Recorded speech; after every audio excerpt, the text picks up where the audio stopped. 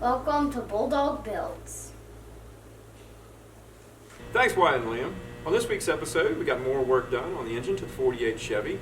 One of my students is doing some suspension work on his personal car. And as you can see, we've got the engine out of the Honda Civic separated from the transaxle. So next week, what we're going to do is have the students start transferring some of the components from this engine over to the one where we're going to be putting back into the car. I want to give a shout out to one of my past graduates from 1997, Nathan Bell. Nathan was my first ever state champion and the first name on our Wall of Fame. We lost touch with each other many years ago, and I've recently began communicating. It was really good to hear from him. He's doing well for himself out in Washington State, and hopefully has become a fan of the show. So welcome aboard, Nathan, and hope to hear from you again. Hope you all enjoy this week's episode.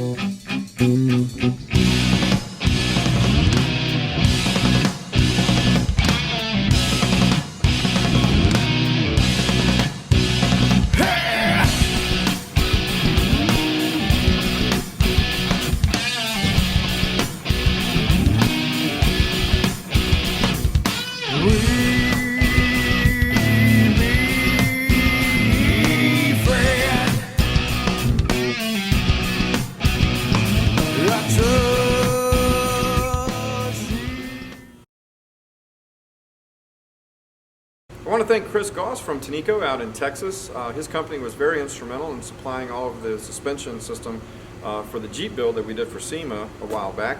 And they've also come on board to assist us with the 48 Chevy build. So they've already given us a few parts and have a few more yet to come. But the oil pump that the students will be working on today was donated by Tanico Company. So thanks again, Mr. Goss. In order to get the oil pump out, we have to loosen that jam nut and pull the bolt out, and the pump will slide out of the housing.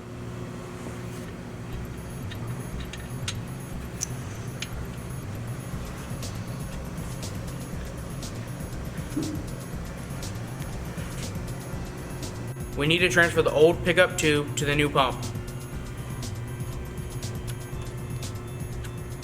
Here Dylan is removing the old hardware so we can reinstall it on the new pump.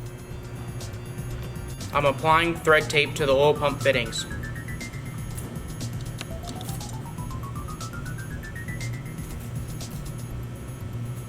Now he's preparing the new pump to go back into the engine.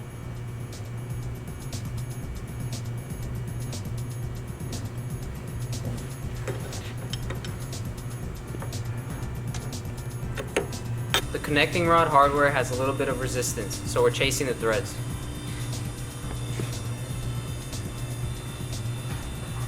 We're using plastic gauge to check rod bearing clearances.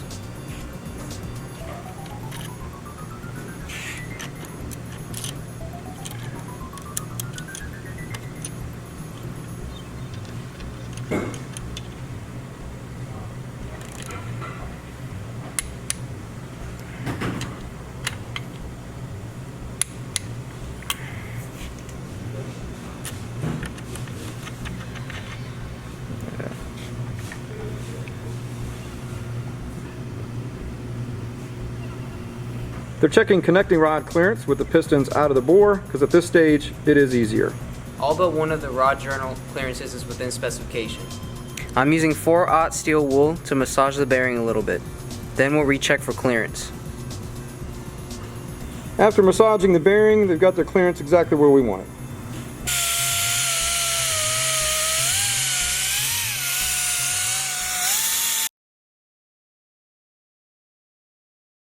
As a side business, Andrews does vinyl lettering, and he's got his laptop here, and he's going to be making some vinyl lettering for my Harley, but right now I can't show you what it's going to say. You'll have to wait until it's put on the trunk. This truck was towed in a few weeks ago, and we're just now getting an opportunity to check it over. It came in with two problems. It had a second to third upshift problem in the transmission, and also an intermittent note crank. You're going to see the students working on the note crank problem first, doing a little bit of testing there. Last night, Mr. Freeman, the automotive instructor at Fauquier High School, happened to stop by, and since he's a General Motors technician, I asked him to take a look at it for us. So him and I started checking it out, and he was pretty quick to find the problem for us. And you're going to see that in this episode as well. And then next week, we'll get all that taken care of, and then hopefully have the starting problem as well as the upshift problem taken care of. The first thing I'm having them do is to replace the switch with a known good switch from a donated vehicle outside. You got it?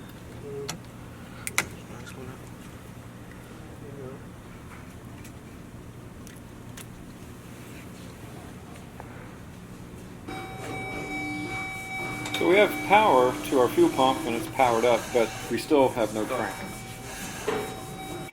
So Audi is checking the fuses on the fuse box for our ignition. And we've got power at the fuse box, but nothing going to the switch. So there the problem is between the fuse box and the switch itself. And this is what Mr. Freeman found, the burned harness right below the fuse box. So we're going to get that fixed. We'll show you how we're going to do that next week. And that should take care of this vehicle. Here Alejandro is preparing a spot on one of the pull tractor parts that was welded and needed to be finished, and getting it all ready to paint next week.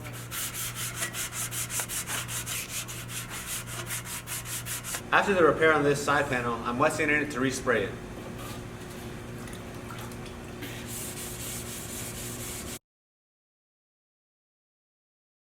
I'm putting new adjustable springs and shocks into my 2009 Civic Si.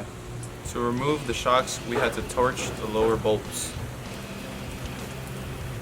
We have new hardware to mount the shocks. Give me the one.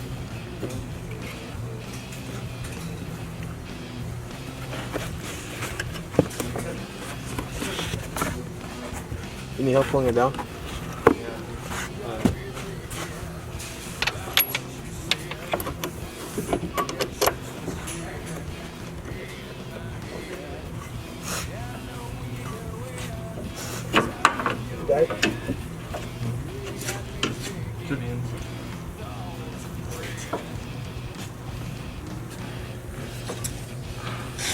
I let it up a bit.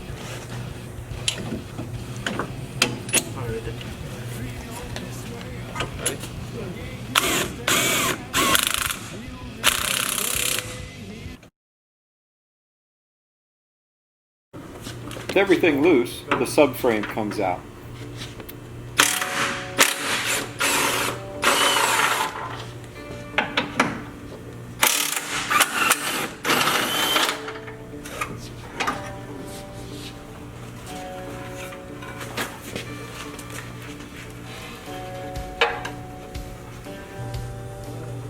I removed the shield to access the torque converter bolts.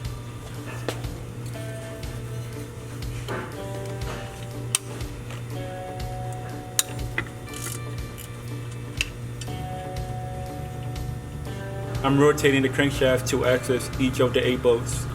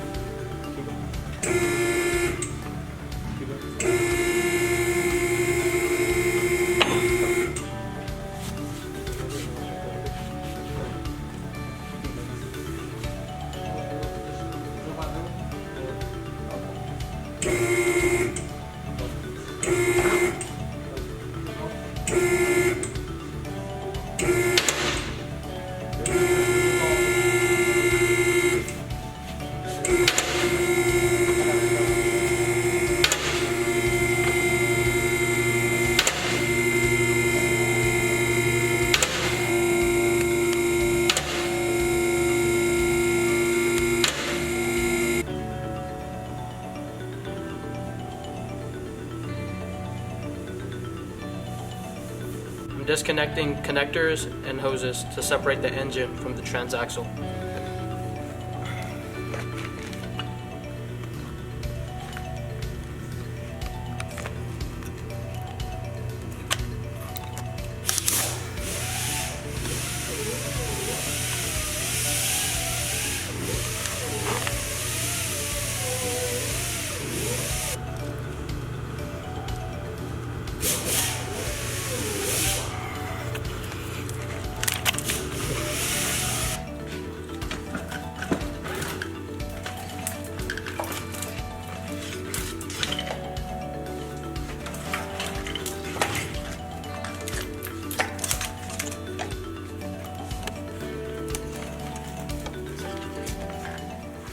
Next time on Bulldog Builds. We'll get the components changed over on that Honda engine and get ready to put back in. We'll get that burned connection taken care of on the Chevy truck and hopefully have it running.